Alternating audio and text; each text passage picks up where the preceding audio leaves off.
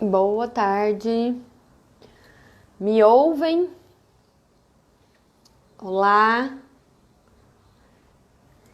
Estamos aqui para iniciar mais uma tarde quente de discussões sobre temas. Ai, deixa eu colocar o assunto aqui.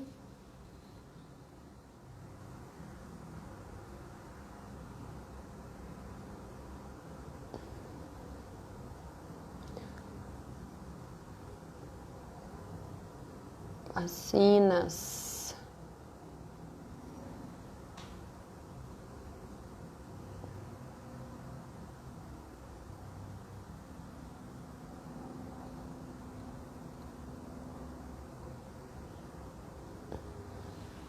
Esperando o Arruda entrar aqui, ele já deve estar chegando.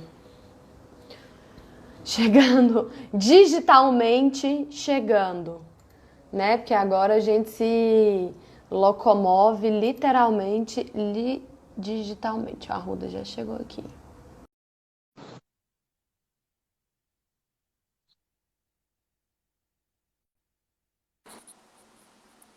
Boa tarde! Boa tarde, Nicole. Muito boa tarde a todos. Grande Essa tarde satisfação. quente! Nessa tarde Grande, quente de Goiânia. pois é, exatamente. Grande satisfação poder conversar com você sobre esse assunto que agora está sobre a mesa, né? E de poder trocar impressões com aqueles que nos acompanham aqui nessa ocasião. Enfim, o assunto é palpitante, controverso. E eu acredito que teremos aí a ocasião de bons debates. Arruda, assim, eu tenho alguns seguidores aqui que é gente que está há muito tempo aqui comigo. Esse tema palpitante seu a gente chama de treta. É uma treta daquelas assim que a gente quer destrinchar e entender. E assim, eu acho que o mais engraçado desse tema, que até conversando com algumas amigas antes de começar a live, é a história assim, né? De onde começou, porque na verdade nós nem temos vacina ainda, né? E aí a gente já está discutindo a questão do é obrigatória ou não, sendo que na verdade a gente, infelizmente, ainda não tem a vacina. E aí é a história do ovo e da galinha, né? De onde nós começamos a discutir um assunto que, na verdade, a gente ainda está aguardando todos os dias, né, semanas, para ver como que esses estudos estão se desenvolvendo. Mas eu vou dar só um dado aqui e deixar você discorrer, mas a OMS, se eu não me engano, em 2019, ela incluiu como um dos fatores de risco à saúde o movimento anti-vacina.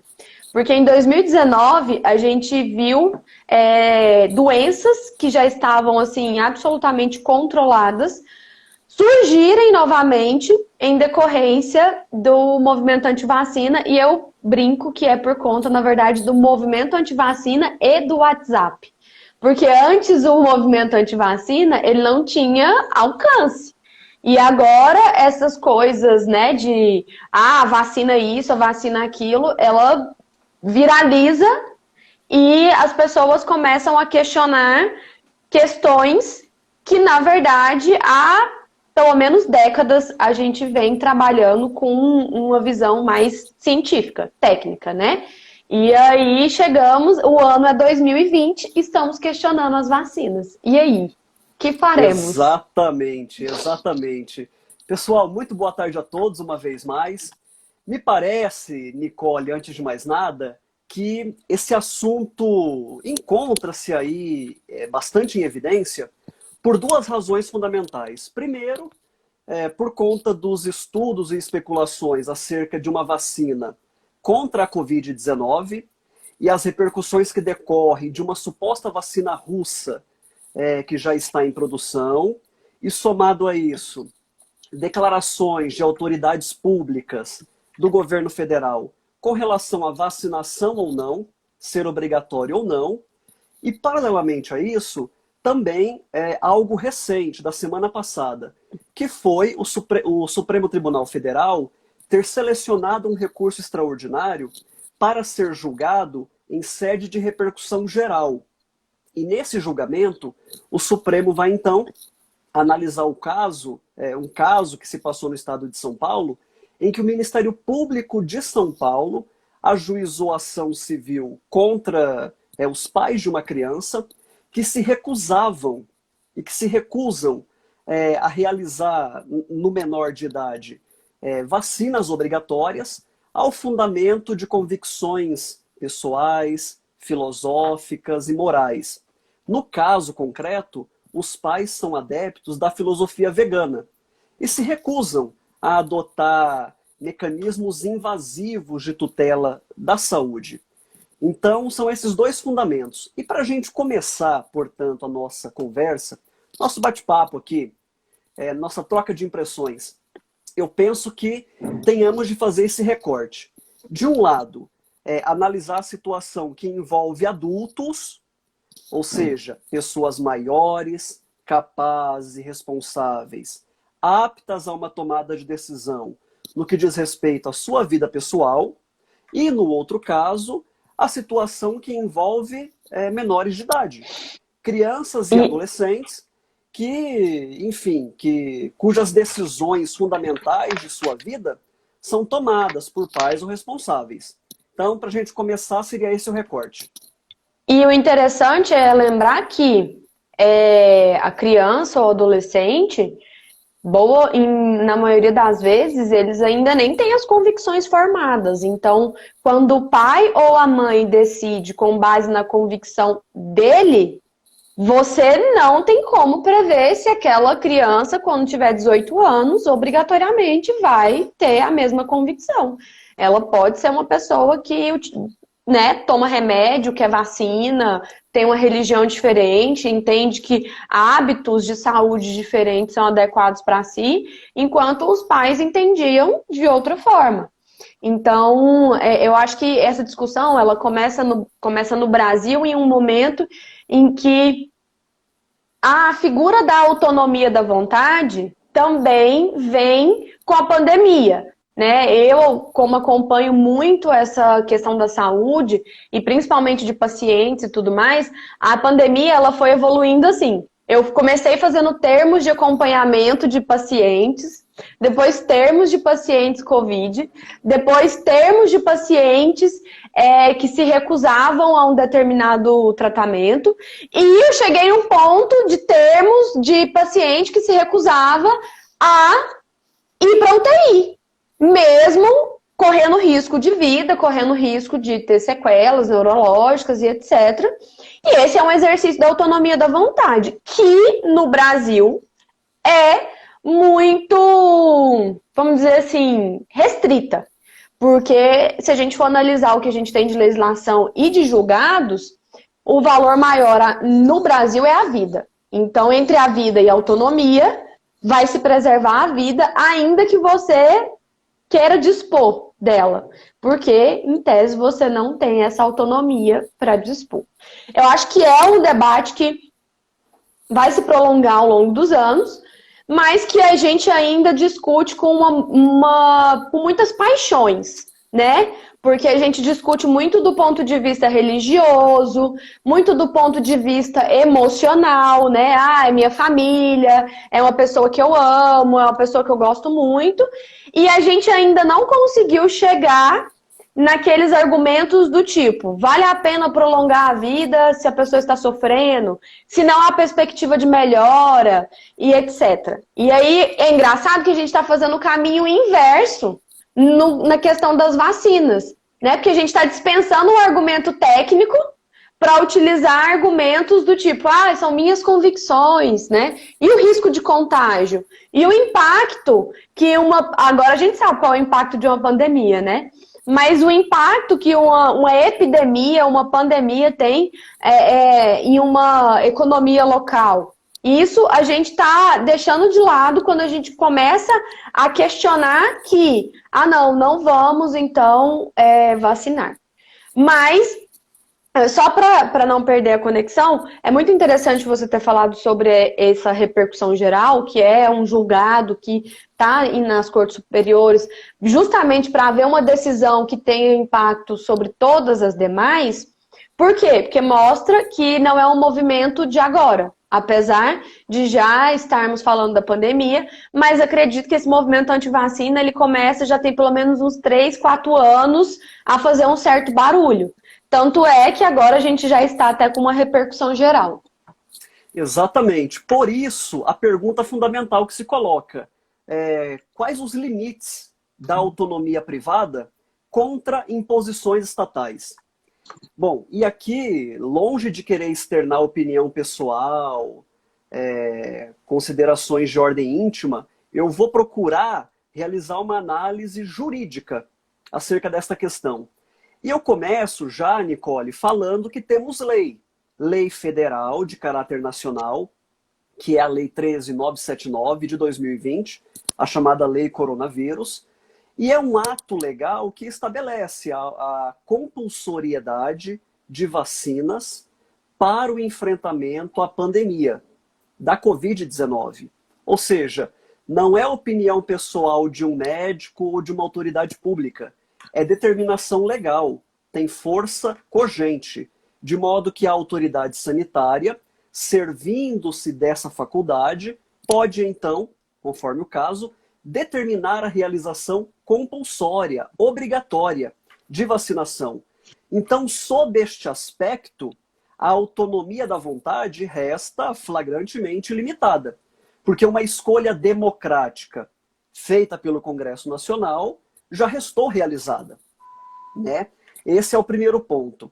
Segundo ponto, precisamos compreender que as vacinas constituem uma proteção coletiva. Elas têm um caráter de saúde pública muito evidente. Portanto, proteção coletiva, proteção de grupo, e não proteção individual. Elas garantem a chamada imunidade de grupo ou imunidade de rebanho. E é importante aqui destacarmos que os estudos demonstram que as vacinas contribuíram muito para a diminuição da mortalidade infantil. Isso numa tríade. A mortalidade infantil restou reduzida por conta das vacinas, por conta do acesso à água potável e do acesso à população ao saneamento básico. Ou seja, exatamente. São todos aspectos que denotam o caráter civilizatório da nossa sociedade moderna e contemporânea, que ao passar por avanços, vai garantir mais e melhor qualidade de vida à sua população. Então, essa é a questão que se coloca. Veja bem, eu penso que em algumas hipóteses, a autonomia da vontade resta, sim, legitimamente reduzida por conta de uma imposição estatal em nome de uma atividade de polícia. É preciso termos presente que o direito, em algumas ocasiões, busca proteger as pessoas delas mesmas. Eu vou dar 2 exemplos.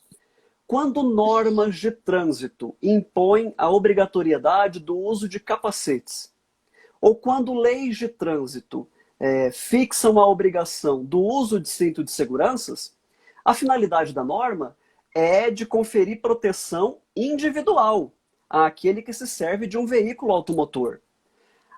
Eu deliberadamente não quero usar cinto de segurança, ou eu deliberadamente não quero usar o capacete. Eu me exponho a riscos elevados, a riscos acrescidos. Vou prejudicar terceiros? Não necessariamente. O maior sofredor do dano individual será aquele que se recusa a cumprir a norma. E em violando a norma, pagará então a penalidade pecuniária, vai pagar multa. Então veja que há situações em que o direito busca resguardar as pessoas delas mesmas. E aqui eu quero recordar daquele famoso caso do arremesso de anões. É um caso muito comum na doutrina clássico, na doutrina do direito administrativo, em que certa vez o prefeito de uma pequena cidade do interior da França permitiu que houvesse esse espetáculo, o de arremesso de anões. Porque, afinal de contas, garantia renda para uma parcela da população que não tinha outra atividade econômica. Esse caso chegou ao Conselho de Estado francês. E o Conselho de Estado concluiu: é legítima a proibição, tendo em vista a dignidade da pessoa humana. Ou seja, há valores que são inderrogáveis, que são invioláveis, não podendo deles abrir mão o próprio titular do direito. Trazendo isso tudo para o campo das vacinas. Eu já mencionei que existe lei federal a respeito do assunto. Mas podemos aí até reconhecer, talvez, a possibilidade de pessoas adultas voluntariamente tomarem a decisão de não se vacinar. Eu, sinceramente, acredito que essa possa ser uma opção válida, em se tratando de adulto.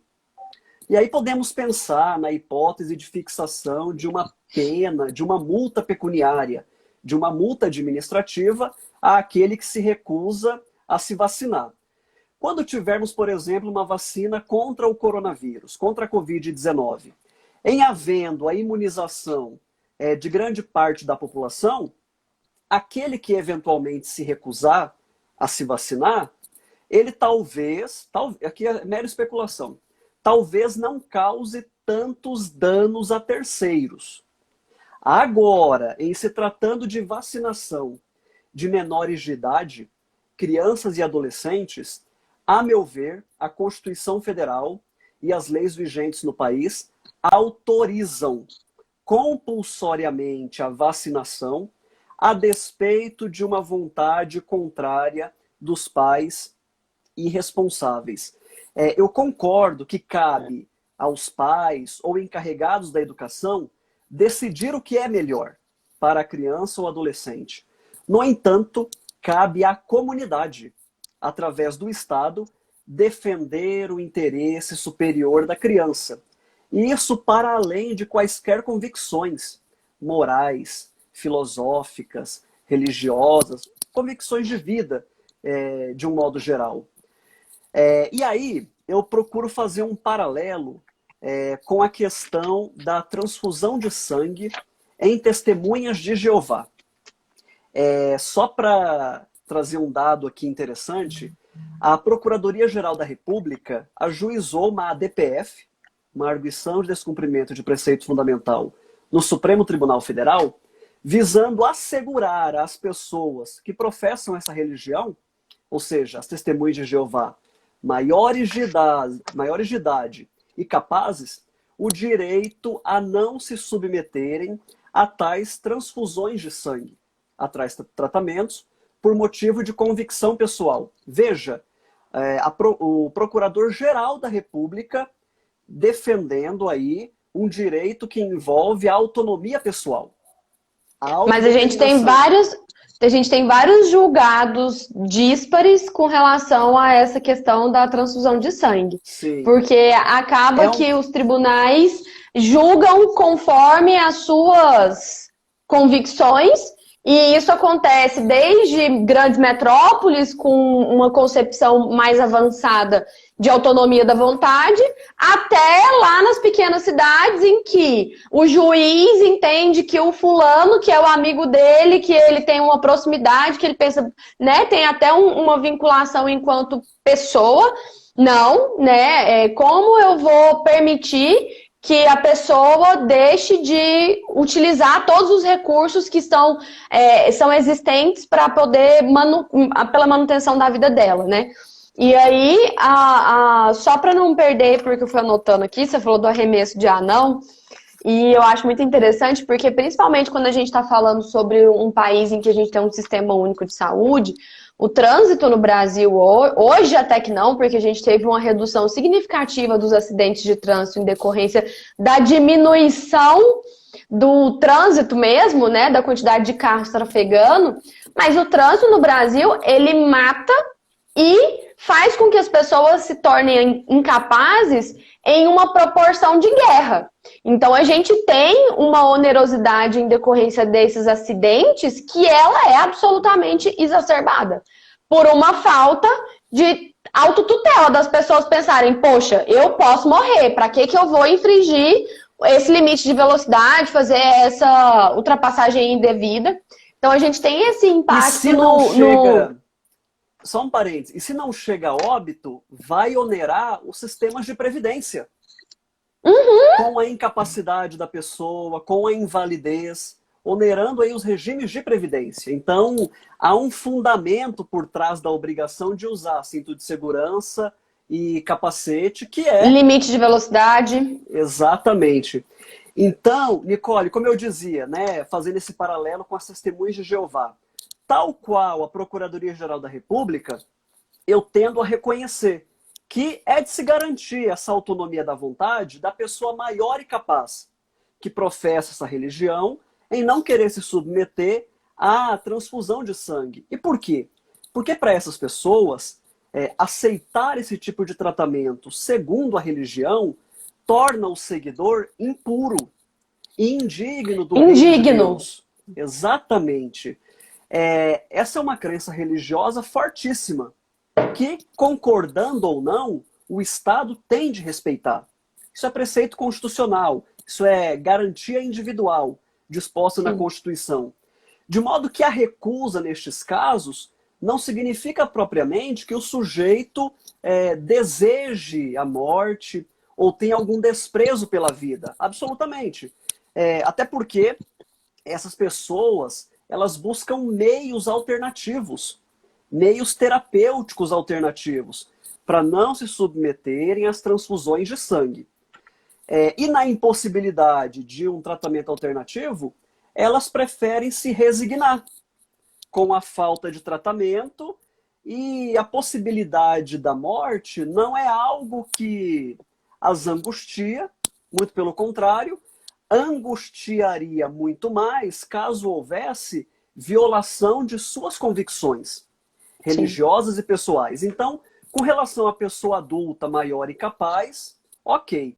Agora, quando se trata de criança e adolescente, cujos pais professam a religião, são testemunhas de Jeová, a jurisprudência caminha no sentido da obrigatoriedade da transfusão. Em que casos? Naqueles casos em que a transfusão é indispensável para salvar a vida da criança, independentemente da oposição dos responsáveis. De modo que eu transportando essa questão da testemunha de Jeová para a vacinação, em adotar talvez um entendimento similar, semelhante. O que você pensa? Eu penso que é bastante semelhante e uma coisa que acontece muito nesses casos em que há uma recusa de utilização de algum tratamento, seja ele qual for, pelas pessoas, é que principalmente quando a gente está falando de crianças ou alguma pessoa idosa que está incapaz de manifestar a sua vontade, é que nem sempre há concordância de ambos os genitores. Então, às vezes, você tem a família da mãe que quer, a família do pai que não quer, ou vice-versa, ou a família de um filho que quer e o outro filho não quer. E aí, você fica numa situação em que você tem que, de alguma forma, tentar equilibrar essa autonomia com a dignidade e até mesmo o respeito à vontade dos familiares. E essa questão da criança e do adolescente especificamente, e chama atenção para uma outra questão. Essas diretivas, elas têm que ser antecipadas, porque também a gente não tem esse hábito de discutir sobre isso, né? Eu brinco quando eu estou conversando com as pessoas a respeito desse assunto, que quando começou a pandemia, eu chamei meu marido e falei, olha, diretivas antecipadas de vontade. Se eu precisar de UTI, é UTI. Se eu precisar disso, é assim, assim, assim, assado e ponto. Por quê? Porque ele vai ser a pessoa responsável por me representar. Só que muitas vezes as pessoas deixam para manifestar essa vontade já no momento em que há um risco de vida, há situações supervenientes que pode comprometer essa autonomia. E eu acho, aí a grande questão é que quando as pessoas passam a tomar decisões para suas crianças, movidas por um movimento como esse anti-vacina, ela já tá vindo enviesada. Porque até uma amiga comentou comigo que muitas pessoas que estavam falando para ela sobre não ser a favor da vacina, tinham argumentos sobre os Estados Unidos, vídeos de pessoas nos Estados Unidos. Eu falei, olha, mas isso é tão interessante porque os Estados Unidos ele não é parâmetro para saúde, principalmente saúde pública, em nada. Porque eles não têm. Eles não têm um mecanismo de controle epidemiológico. Eles não têm campanhas de vacinação, imunização coletiva como nós temos.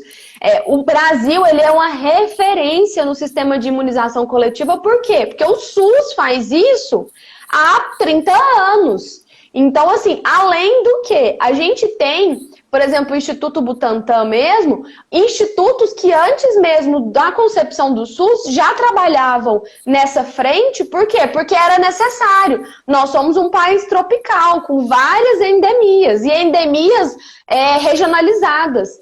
Então, até mesmo para discutir isso, eu anotei aqui que essa questão da convicção não é argumento, né? Convicção, ela não é baseada em elementos científicos, ela é uma convicção. Se você falar, eu acredito na cabala, e aí você pede para a pessoa, não, então me explique por que você acredita na cabala. Aqueles elementos não são elementos racionais, e eu não estou questionando se é certo ou errado acreditar. É só fazendo o paralelo que a gente já tem dados suficientes de campanhas de imunização em que nós temos uma quantidade de crianças no Brasil que foram imunizadas. Então, por exemplo, assim, poliomielite é algo que não se fala mais. Não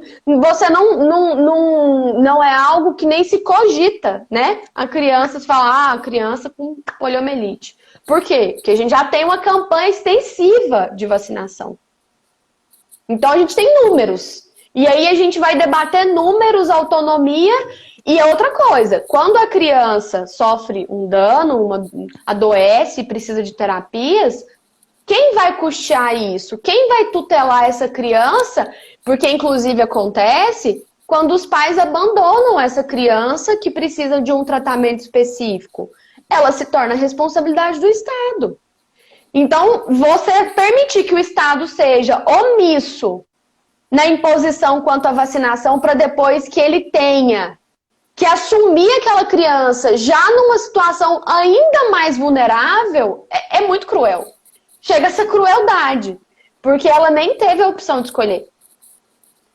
Exatamente. E eu trouxe aqui um dado, Nicole, que na França, por exemplo, 80% dos pais optam por vacinar os filhos.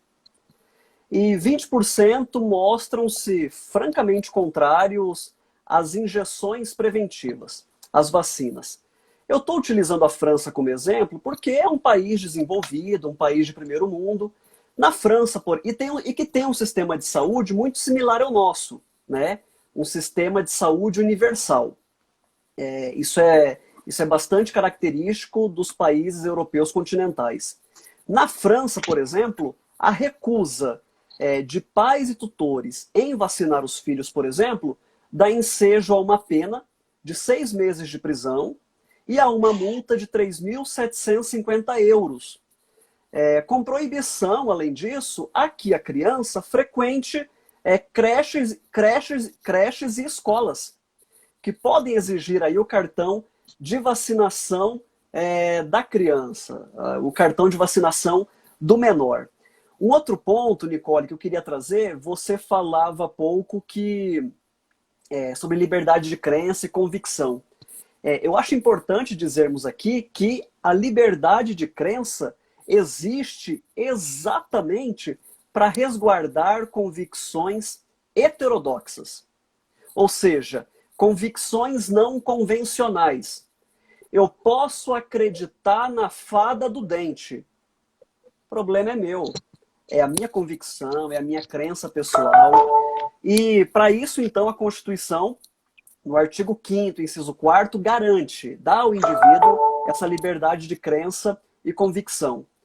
E cada um, portanto, é livre para escolher, em linha de princípio, o que convém ou não à sua saúde, como ato pessoal, desde que não se encontre em causa direitos de crianças ou adolescentes. E aí, voltando àquele discrimen, aquele diferenciador inicial, porque eu acho que isso pode balizar tudo. E outra coisa, é tão interessante porque, assim, é tão contraditória essa discussão partindo do pressuposto da vacina da Covid, que, via de regra, ao que tudo indica até o momento, o vírus ele é muito menos letal nas crianças e até mesmo do ponto de vista do desenvolvimento dos sintomas. Então, se a gente começa a discussão sobre vamos vacinar as crianças ou não com a pretensa vacina da Covid, é justamente o contrário, né? Elas seriam a população com menor risco. E elas são uma população que acabam contagiando muitos outros adultos porque elas não desenvolvem sintomas, muitas delas, né? Algumas acabam desenvolvendo, infelizmente.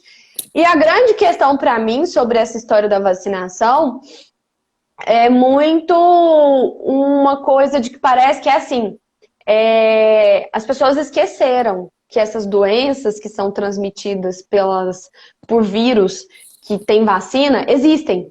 Porque elas desapareceram por conta das vacinas, gente. Elas não desapareceram porque um belo dia o vírus falou assim, eu cansei dessa população, estou indo embora. Não, tanto que o sarampo, que era uma doença absolutamente, assim, controlada, começamos a ter um surto de sarampo. Por quê? Porque as pessoas começaram a deixar de se vacinar contra sarampo, que é uma vacina há décadas.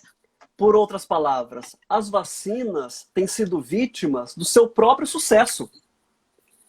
Na medida em que elas erradicaram ou diminuíram drasticamente algumas doenças no mundo, passou-se agora a se sustentar que o risco é um risco pequeno, é um risco baixo.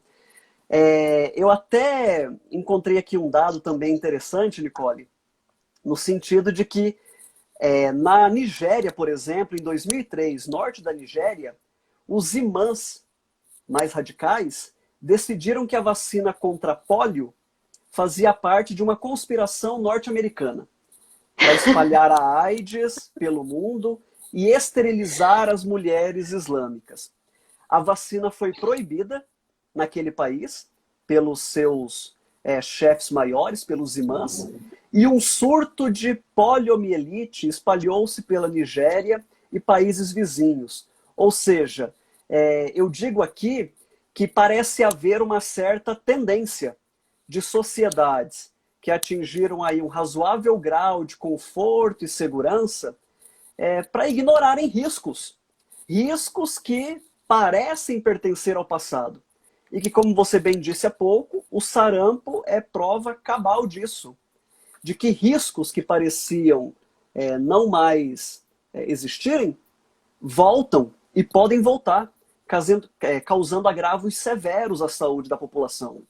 A gente teve também a febre amarela, né, que acabou dando uma reaparecida por aí, mas a febre amarela foi até um movimento relacionado a viajantes, né, tanto que eles reforçaram quando a gente podia viajar, e aí começaram a reforçar a vacinação obrigatória da febre amarela, porque a gente começou a viver num planeta em que as viagens transcontinentais, pessoas acabavam mudando de continente semanalmente, né? Então você transmite, né? O vetor daquilo ali acaba sendo muito rápido. Mas uma coisa que a gente não pode deixar de mencionar, e que nós temos muitos problemas civilizatórios no Brasil e que a gente tem muita coisa o que avançar ainda, mas com relação ao nosso sistema de imunização e nosso sistema epidemiológico, apesar de não ser perfeito, né? Porque todas as vezes que a gente fala de alguma coisa, a pessoa fala assim, ah, mas isso não funciona, ah, mas isso não dá certo. Mas apesar de termos somente 30 anos de SUS e sermos um país continental, com várias realidades de doenças que existem no sul e não existem no norte, que existem no nordeste e não existem no centro-oeste, nós conseguimos atingir, na maioria das campanhas de vacinação, quase que 100% da população imunizada. Você tem campanhas em que os ribeirinhos lá no Amazonas, eles são vacinados.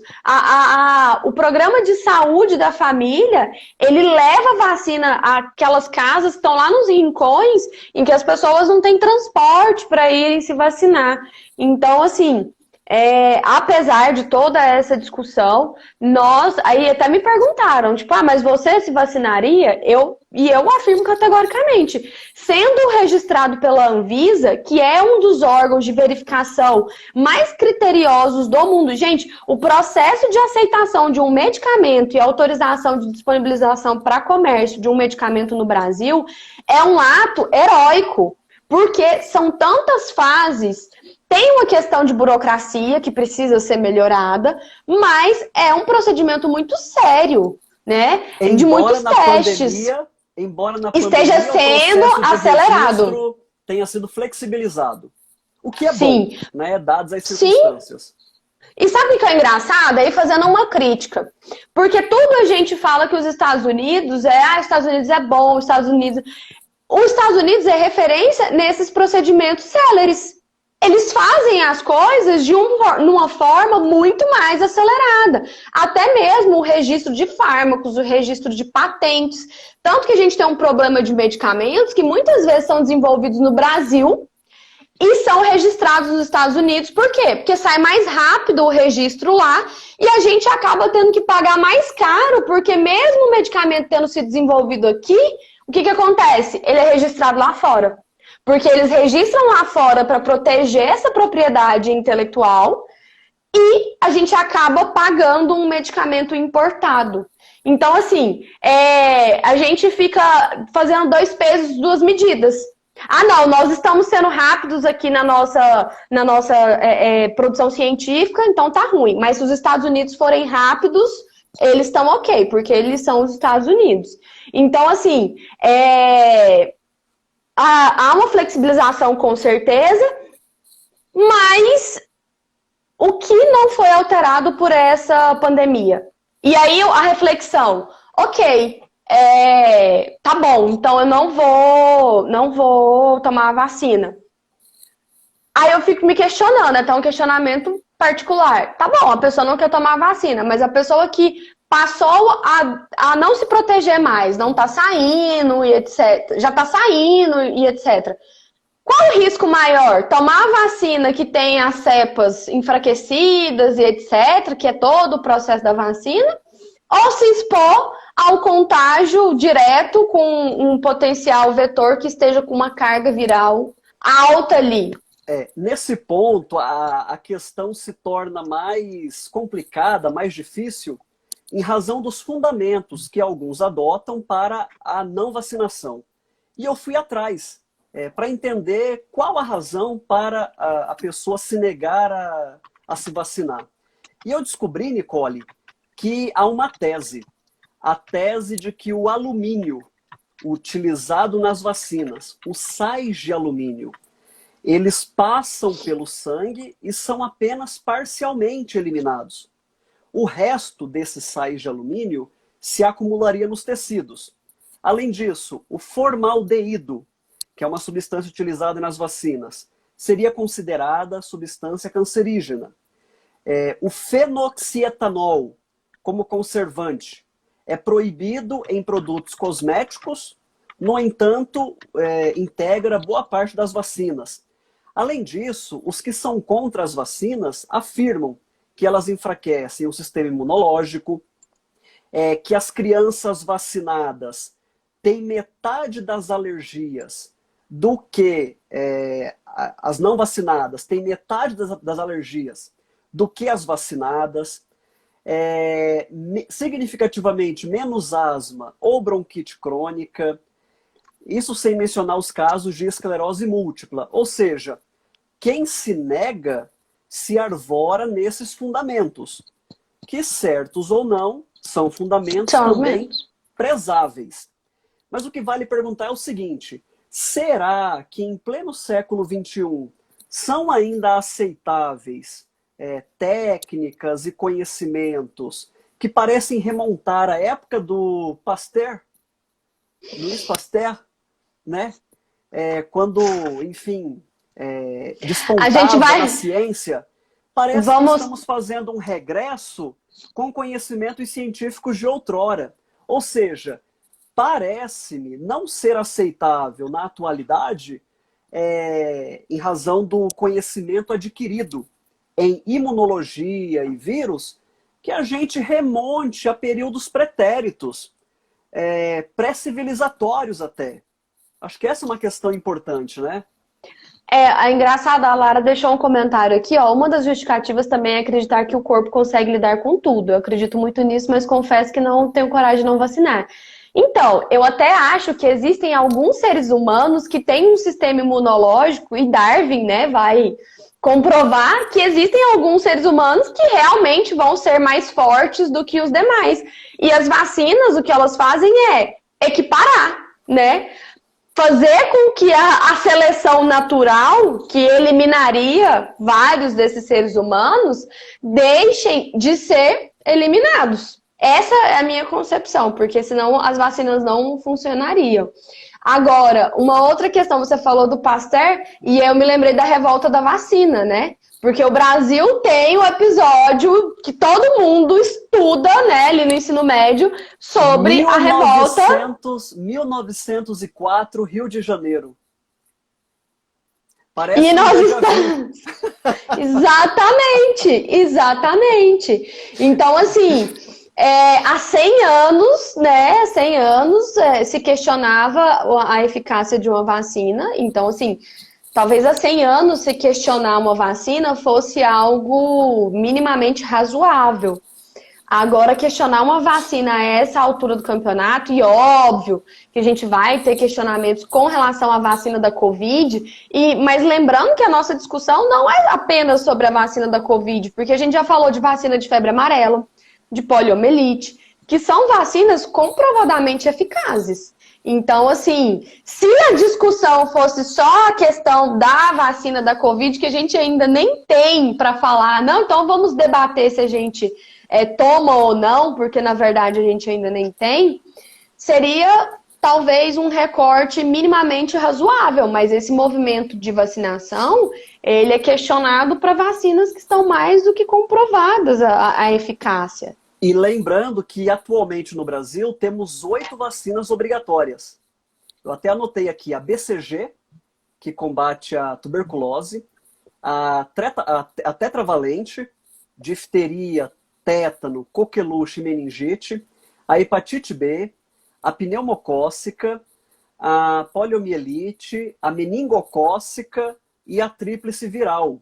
Tríplice viral, cachumba, rubéola e sarampo. Eu me recordo de quando criança ter tido cachumba. Meu filho certamente não terá, em razão do avanço da medicina, da indústria de fármacos, enfim, das próprias vacinas. E olha como é interessante, porque assim, o ser humano ele quer evoluir, e evoluir em todos os aspectos, mas ele não quer os ônus, ele quer só o bônus. A gente deixa de ter doenças tipo meningite, poliomielite, e passa a ter, sei lá, vacinas. Para essas outras doenças, passa a ter vacinas e a gente passa a ter alergias, porque hoje em dia todo mundo tem alergia de alguma coisa. E eu já li muito sobre alergias e é quase que um movimento natural, inclusive a quantidade de coisas que nós estamos expostos, né? Até mesmo a alimentos. Mas é quase que um movimento natural. É um movimento natural, porque enquanto seres humanos, e isso é muito interessante quando a gente passa a estudar o avanço tecnológico diante do nosso avanço biológico, porque a verdade é que nós não estamos preparados. Essa nossa superexposição a telas, a luzes, etc., não é à toa que ninguém, assim, ninguém não, mas inclusive a capa não sei se é da Você S.A. ou era da Veja, que eu vi semana passada, era justamente falando assim, ninguém dorme mais. Todo mundo perdeu a rotina de sono. Por quê? Porque a gente tá exposto a uma tecnologia que, biologicamente falando, nós não estamos preparados a isso. Vamos sentir o efeito, talvez, sei lá, 5 anos, 2 anos, vamos ver nos próximos meses e anos aí, porque realmente a gente não está preparado e é uma consequência do nosso desenvolvimento social, tecnológico, enquanto seres humanos. Tudo isso num cenário de interdependência, em que nós, cada um de nós, individualmente, depende dos outros para ser livre. E aí, fazendo um paralelo com a utilização de máscaras, as regras de distanciamento social, horizontal, o isolamento de contaminados, as vacinações compulsórias, a retomada de atividades econômicas de forma gradual, tudo isso nos revela o quê? A meu ver, tudo isso parece revelar que são normas de sociabilidade. Normas que representam o exercício compartilhado da liberdade. E a gente pode voltar num conceito muito inicial. Até onde vai a liberdade individual? É muito conhecida aquela máxima de que a liberdade de um termina onde começa a do outro. Trazendo isso para a saúde pública, talvez pudéssemos dizer que a liberdade termina onde começam a saúde pública e a proteção e a segurança do conjunto da sociedade.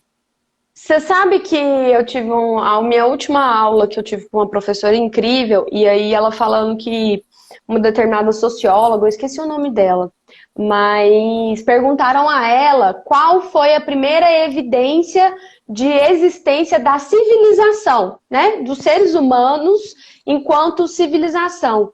E aí ela disse que a primeira evidência de civilização é um fêmur calcificado. Um fêmur que quebrou e tinha cicatrizado. Por quê? Porque aquele fêmur calcificado demonstrava que aquele grupo não abandonou aquele que havia quebrado a perna. Porque antes o que se fazia? Se abandonava, né? Porque como que o grupo ia carregar aquela pessoa que estava com a perna quebrada? A partir do momento em que os grupos humanos entendem que você não pode abandonar aquele que quebrou o fêmur ou que está machucado, seja lá o que for, você começa a construir uma noção de civilidade. E é incrível que em 2020 a gente esteja discutindo até que ponto essas medidas coletivas são civilidade. Porque elas são civilidade, né? Porque mais do que nunca a gente está num momento em que uma pessoa assintomática pode contagiar várias outras pessoas que vão ter sintomas muito graves. Então, tudo é muito engraçado. O ser humano, ele evolui, evolui, evolui. Estou eu aqui na minha casa, você na sua casa, falando pela internet um negócio incrível. E a gente ainda está discutindo elementos para fazer com que a gente consiga se manter enquanto civilização. Exatamente. É como se fosse uma nova era, em que convicções, mitos, teorias pseudocientíficas valessem mais que a ciência. Em que a convicção, ou que a convicção valha o mesmo que a ciência. Mas não vale. Não vale. E só pra gente encerrar, que a gente combinou de encerrar aqui 5h50, que a gente tem outros compromissos, essa questão você falou dos mitos, etc. Parece que agora o que a gente tinha de mitos, lendas, né, da Idade Média, a diferença é que agora a gente tem tudo holográfico, né? Porque aí a gente vê as animações dos mitos e aquelas informações com música, com áudio, com chamadas, né? Bem chamativas e dados que são utilizados. Só mudou a forma de criar esses mitos e essas lendas. É tudo agora virtual, mas continua sendo a história de mitos e contos para, de alguma forma, implementar o medo, alguma coisa do tipo. Arruda, sabia que ia ser um papo incrível, muito bom. Eu acho que essas discussões são necessárias, principalmente quando a gente fala sobre saúde. Por quê? Porque a gente trata saúde, direitos constitucionais como algo muito distante, só que são exercícios diários, né? Todos os dias estamos aqui exercendo a nossa autonomia, nossas garantias constitucionais, e num momento em que toda hora isso é colocado em xeque. Então, provavelmente teremos outros episódios para discutirmos, e quando essa discussão se afunilar, a gente volta e faz outro bate-bola, porque realmente é um tema muito interessante. Foi ótimo, obrigado aí pela oportunidade. Mas eu não poderia deixar de fazer uma última pergunta, e você vai ter 10 segundos para isso, que já estamos então, adiantados no horário. A Nicole, para quem não sabe, é a minha sócia do Núcleo Cível, LGPD e Direito da Saúde no escritório Lara Martins. Nicole, me surgiu uma questão nesta tarde, em que eu me preparava para essa live. Caderneta de vacinação é documento confidencial? 10 segundos. E a gente finaliza. É dado pessoal sensível de saúde, na maioria das vezes de menor de idade, então é um documento privativo e quem tem que ter a guarda disso são os seus responsáveis, e tem que ser um documento bem guardado, porque pode indicar até doenças que essa pessoa teve na infância, ou que ela não se vacinou e que ela pode vir a ter lá na frente, e isso pode ser utilizado com a conotação discriminatória. Então, tem que guardar, eu entendo como dado pessoal sensível, principalmente se tratando de criança e adolescente. E, portanto, confidencial. Confidencial. Nada de tirar foto da caderneta e postar partiu vacinação, tá, gente? Não façam isso em casa, pelo amor de Deus. Vamos preservar os nossos dados. Arruda, forte abraço, muito obrigada. Vou deixar a live salva aqui, que aí depois a gente compartilha. Muito obrigado, e obrigado a todos aí que nos acompanharam. Grande abraço a todos. Tchau, gente. Até mais. Tchau, tchau.